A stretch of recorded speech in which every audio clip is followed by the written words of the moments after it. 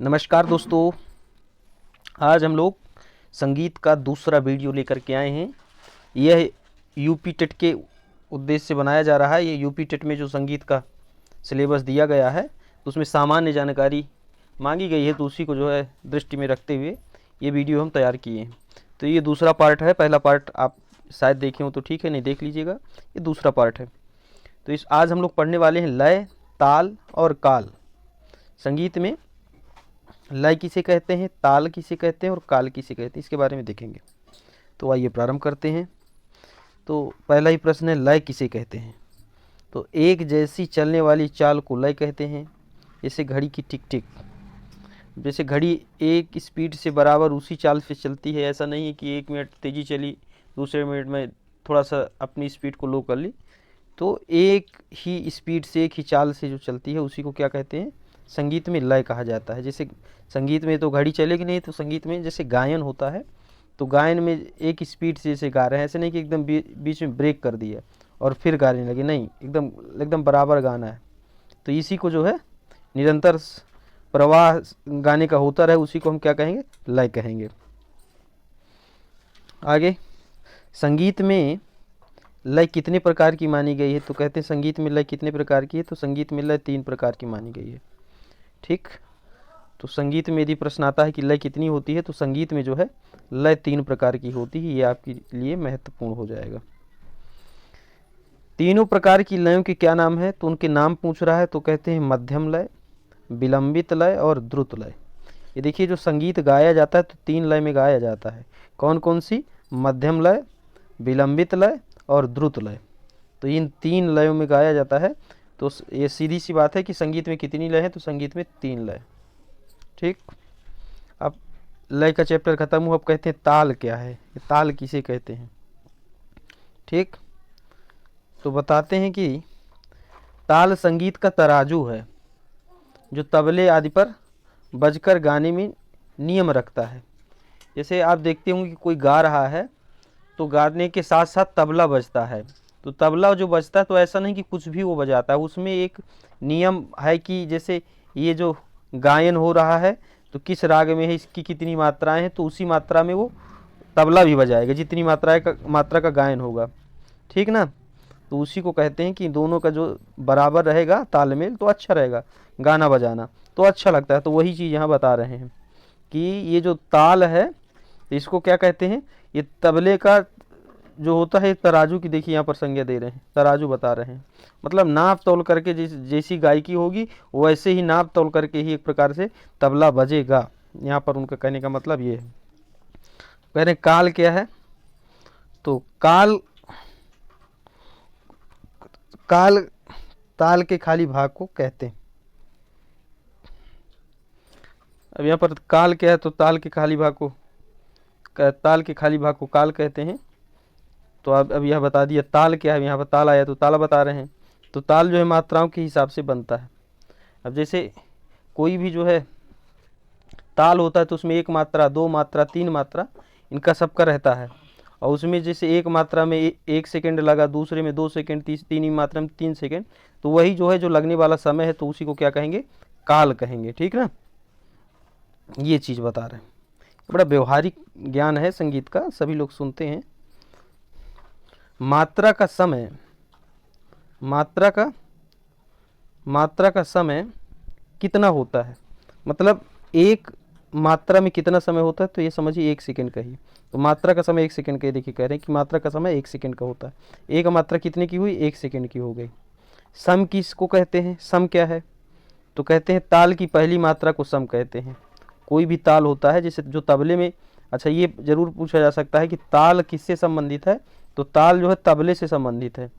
ठीक है ना, वादन से भी आ सकता है, प्रश्न आ सकता है ताल जो है किससे संबंधित है, तो वादन से संबंधित है। बजाने में ताल का प्रयोग होता है। तो जैसे दादरा, कहरवा इत्यादि ये सब ताल है। ताली अब कहते हैं किसे कहते हैं, तो ताली किसको कहते हैं, तो बता रहे हैं इसका उत्तर कि दोनों हाथों को आपस में टकराने से जो आवाज़ पैदा होती है उसी को ताली कहते हैं। संगीत में क्या होता है कि ताली, खाली ये सब होता है। तो वहाँ पर जैसे कोई गा रहा है तो एक ताली बजाता जाएगा जितनी मात्रा होगी, तो मात्रा की गिनती को जो है ताली में प्रदर्शित करते हैं, ठीक है ना। एक प्रकार से जो है उसको काउंट करने का एक सिस्टम है संगीत के अंदर, ये आप समझ सकते हैं। अब कहते हैं खाली किसको कहते हैं, तो खाली क्या होता है, तो जब ताली बजाता जाएगा तब तो ताली हो जाएगी, और जहाँ पर बजाएगा नहीं, ताली को रोक देगा तो मात्रा बढ़ती जाएगी, तो उसी को हम क्या कहेंगे, खाली कह देंगे। दोनों हाथों को सीधा खोल देने का नाम खाली है। मतलब जैसे आप ताली बजाते रहेंगे तब तो ताली हो जाएगी, और जब एक मात्रा बढ़ती जाएगी, लय में तो संगीत चलता रहेगा, तो ताली तो आप रोक दिए लेकिन वो लय नहीं रुकेगी, तो लय जितना टाइमिंग ले लिया, जैसे एक ताली बजाई एक मात्रा, दो ताली बजाई दो मात्रा, तीन ताली बजाई तीन मात्रा, और यहाँ पर ताली आपने नहीं दी और तो यहाँ पर चौथी मात्रा हो जाएगी एक सेकेंड में, फिर पांचवी मात्रा, फिर छठवीं मात्रा, तो यहाँ तालियां बजाएंगे, यहाँ पर नहीं ताली बजाए तो यही खाली हो जाएगा। तो ये जो है ये टाइमिंग बढ़ती जाएगी, और जहाँ पर ताली बजेगी तो ताली हो जाएगी, नहीं बजेगी तो खाली हो जाएगा, ये इसका मतलब है। ठीक, ताल का अभ्यास किस प्रकार करना चाहिए, तो ताल का अभ्यास मात्राओं को गिनकर और ताली देकर करना चाहिए, वही चीज़ जो अभी हम आपसे बता रहे थे, ठीक है ना।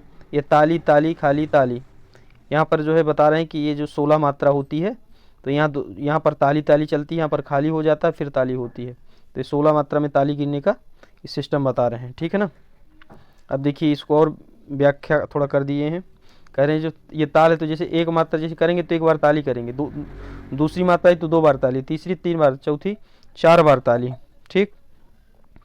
फिर जो है दूसरी लाइन पे आएगी, फिर ताली, फिर यहाँ पर खाली हो जाएगा, तो यहाँ पर जो है ताली नहीं बजेगी लेकिन मात्रा काउंट की जाएगी, फिर ताली, फिर यहाँ पर खाली होगा तो मात्रा काउंट होगी, ताली नहीं बजेगी, हाथ ऐसे फैला करके उसको प्रदर्शित करते हैं। तो ये एक सिस्टम है ताली खाली का, ये कोई बहुत विशेष जो है महत्वपूर्ण नहीं है आपकी एग्जाम की दृष्टि से, तो इसको आगे बढ़ाते हैं, ठीक है ना।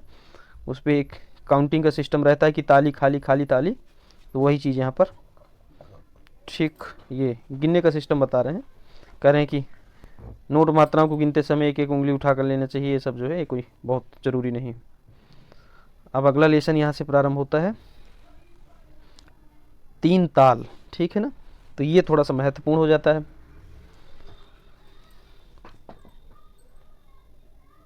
हाँ बताओ। मच्छर बैठ रहे थे बहुत। अरे यार, तीन ताल को हम लोग पढ़ेंगे, तो तीन ताल में कितनी मात्राएं होती हैं, तो जैसे हमने कहा ना, तबले में जो तबला बजता है तो उसमें जो है ताल में बजता है, तो जैसे ये पहली ताल है, अब समझिए तीन ताल, ये बेसिक है सबसे, तो तीन ताल में जो है 16 मात्राएं होती हैं, ठीक है ना।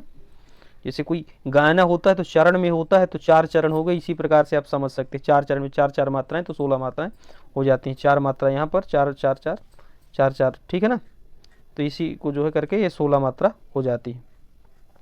धा दिन दिन धा, धा दिन दिन धा, धा तीन तीन ता, ता दिन दिन दा, ये उसके बोल हैं, वही खाली ताली होता है। जिसमें तीन ताल में सीधी सी बात है, तीन ताल में कितनी मात्राएं होती हैं, तो 16 मात्राएं होती हैं, बस ये महत्वपूर्ण है।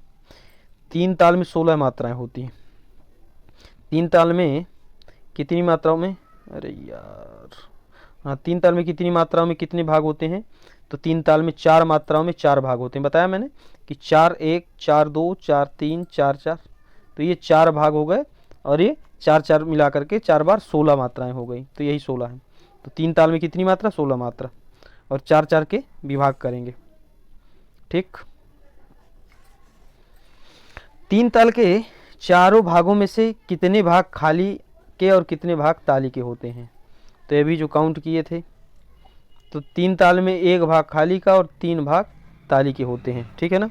तो जो चार होगा, चार होगा, ये चार होगा, ये चार होगा, तो ये जो यहाँ से ये तीसरे नंबर का ये खाली हो जाता है, बाकी ताली के होते हैं। तीन ताल में कौन सी मात्रा पर ताली और कौन सी मात्रा पर खाली का स्थान है, थोड़ा सा अंदर से पूछ रहा है। चलिए, तीन ताल में 1, 5 और 13 मात्रा पर ताली और 9वीं मात्रा पर खाली।